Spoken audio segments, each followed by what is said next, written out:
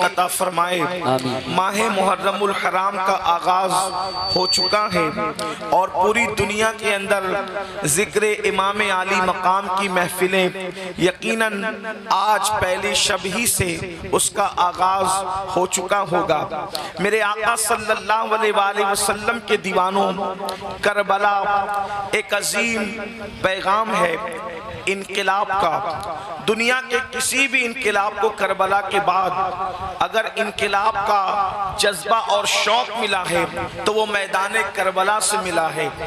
محنتیں بدر، احد، خندق اور خیبر میں کی گئی، ان محنتوں کی تحفظ کی جو جنگ ہے اسے جنگ کربلا کہتے ہیں۔ صحابہ کرام کی محنتوں کو تحفظ فراہم کرنے کے لیے امام علی مقام امام حسین علی جدہ علیہ السلام نے اپنا گھرانہ لٹایا۔ داستان کربلا ہم ہر سال سنتے ہیں، بار بار سنتے ہیں، لیکن آپ سے میں پوچھنا چاہتا ہوں، ہم نے اتنی مرتبہ کربلا کو سنا، بلکہ کربلا شریف کی محفلیں منعقد کی اور انشاءاللہ یہ قیامت تک منعقد ہوتی رہے گی، لیکن آپ سے پوچھنا چاہتا ہوں کہ ہم نے کربلا کو سننے کے بعد اپنے اندر انقلاب کیا پیدا کیا، اپنے اندر تبدیلی کیا پیدا کی۔ آئیے آج کربلا کے حوالے سے ایک بات آپ کی خدمت میں رکھی جائے، امید کرتا ہوں کہ بہت توجہ سے آپ سماعت کریں گے۔ کربلا کی جو جنگ تھی ایک نظریاتی جنگ تھی، یعنی دو نظریے آپس میں ایک دوسرے سے ٹکرائے، اور پھر آج 14ویں صدی کے بعد یعنی تقریباً جو ہے وہ 15ویں صدی کے اندر ہم لوگ کس کے ساتھ کھڑے ہیں۔ یاد رکھیں یزیدی کسی کو کہنا ہمارے معاشرے میں بہت بڑی گالی سمجھی جاتی ہے، اور وہ گالی ہونا بھی چاہیے۔ یاد رکھیں یزیدی بھی اگر اس کو یزیدی کہہ دیا جائے تو وہ چڑ جاتا ہے، یعنی کہ یزیدی بھی جو قلبی طور پر یزیدی ہے وہ اپنے آپ کو یزیدی کہلانا گوارا نہیں کرتا۔ مگر آج کی اس محفل کے اندر جس میں ہزاروں کی تعداد میں یہ سروں کا سمندر ہے اور اس میں اکثریت نوجوانوں کی ہے، تھوڑی دیر کے لیے ہم اپنا احتساب کریں۔ یہ نظریاتی جنگ ہے۔ نظریاتی جنگ کسے کہتے ہیں؟ اللہ اکبر، یعنی دو شخصیتیں نہیں بلکہ دو نظریے آپس میں ٹکرائے اور نظریے کے لیے جنگ کی گئی، تو اس میں ہم کس کے ساتھ کھڑے ہیں؟ ایک ذات ہے سیدنا امام حسین کی۔ یہ بات بھی آپ سے کہہ دوں، حسین صرف چند فٹ کے کسی شخصیت کا نام نہیں ہے، حسین مکمل نظریے کا نام ہے۔ حسین جو ہے ایک مکمل فکر کا نام ہے۔ حسین پاک ایک مکمل انجمن کا نام ہے۔ حسین پاک جو ہے وہ مکمل ایک مسلک کا نام ہے۔ حسین پاک اللہ اکبر جہد مسلسل کی دعوت پہم کا نام ہے۔ حسین پاک اللہ اکبر غیرتوں کی آبرو کے تحفظ کا نام ہے۔ حسین پاک اسلاف کی محنتوں کے تحفظ کا نام ہے۔ تو ہم لوگ کس کے ساتھ کھڑے ہیں؟ امام حسین کے ساتھ کھڑے ہیں، یا پھر یزید بھی چند فٹ کے کسی ایک انسان کا نام صرف نہیں ہے بلکہ یزید بھی ایک نظریے کا نام ہے۔ ہم کس کے ساتھ کھڑے ہیں؟ اللہ اکبر، جو لوگ یزیدی نظریے کے ساتھ کھڑے ہیں لاکھ اپنے آپ کو حسینی کہہ لیں، وہ حسینی ہو نہیں سکتے۔ اب یہ نظریات کیا ہیں؟ تھوڑی دیر میں تاریخ کے حوالے سے آپ کی خدمت میں پہلے یزید کا نظریہ پڑھتا ہوں اور اس کے بعد امام علی مقام کا نظریہ پڑھتا ہوں۔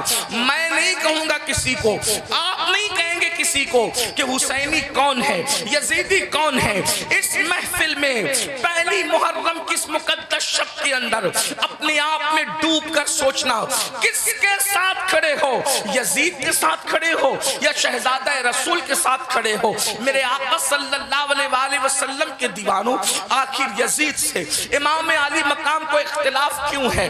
امام اس سے اختلاف کیوں کرتے ہیں؟ اس کی وجہ یہ ہے کہ یزید جو ہے وہ دین یعنی جس میں صرف نماز ہو، اور وہ بھی نماز صرف نام کو نماز ہو، روزے صرف نام کو ہو، حج صرف نام کا ہو، زکوٰۃ صرف نام کی ہو، صدقات و خیرات صرف نام کے ہو، یعنی چند ٹوپیاں داڑیاں بظاہر یہ دیکھنے کی چیز ہو۔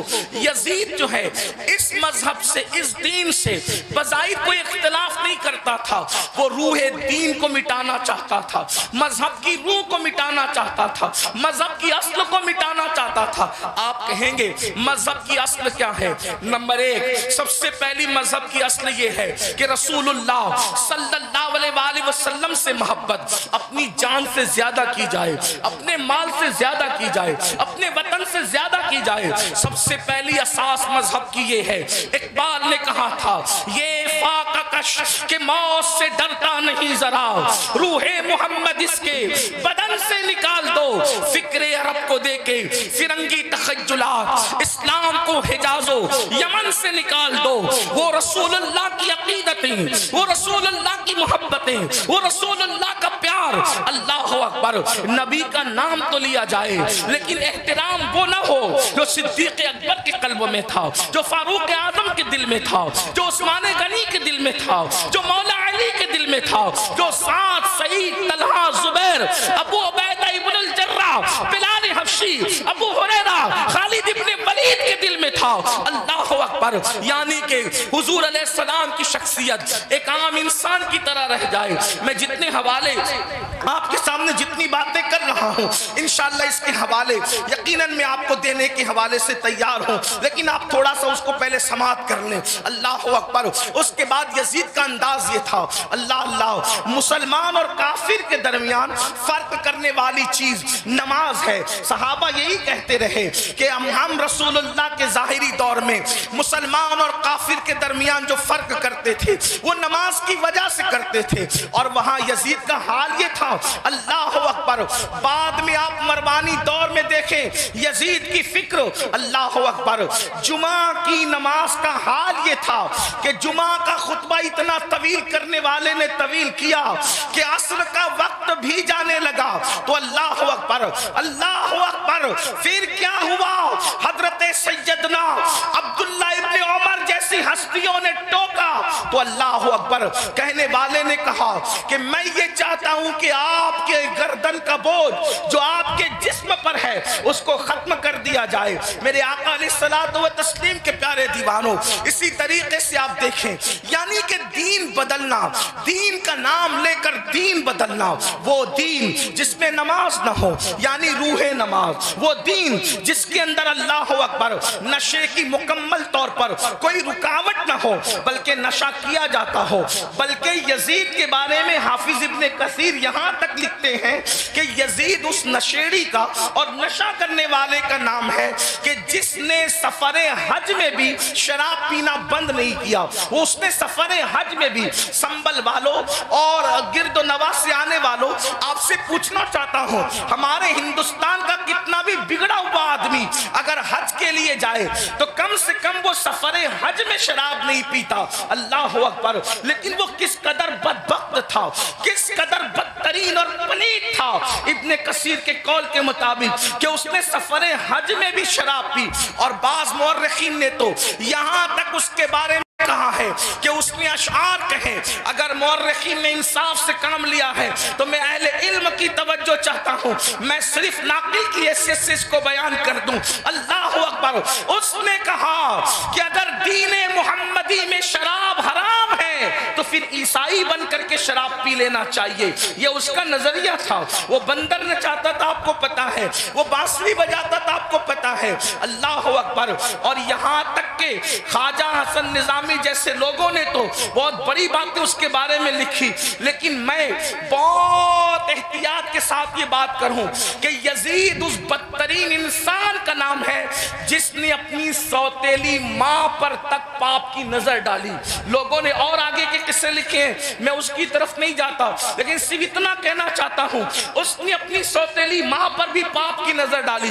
شیخ محقق شیخ عبداللہ محدث دہلوی رحمت اللہ علیہ لکھتے ہیں اماں جان سیدہ عائشہ صدیقہ کو اس نے بدترین گالی دی، اور وہ گالی شیخ محقق نے لکھا ہے لیکن مجمع میں میری بیان کرنے کی ہمت نہیں ہے۔ واللہ وہ سیدہ عائشہ صدیقہ جس کے بستر پہ قرآن نازل ہوتا ہو، وہ سیدہ عائشہ صدیقہ جس پہ تہمت لگتی ہو، تو اللہ جس کی برات کا اعلان کرتا ہے، جس کی عصمت کا اعلان کرتا ہے، جس کی شان و عظمت کا اعلان کرتا ہے، سورۃ النور کی آیتیں جس کی طہارت کی گواہی دیتی نظر آتی ہو، میرے امام کہتے ہیں شمع دل مشکاتن سینہ زجاجہ نور کا تیری سیرت کے لیے آیا ہے سورہ نور کا۔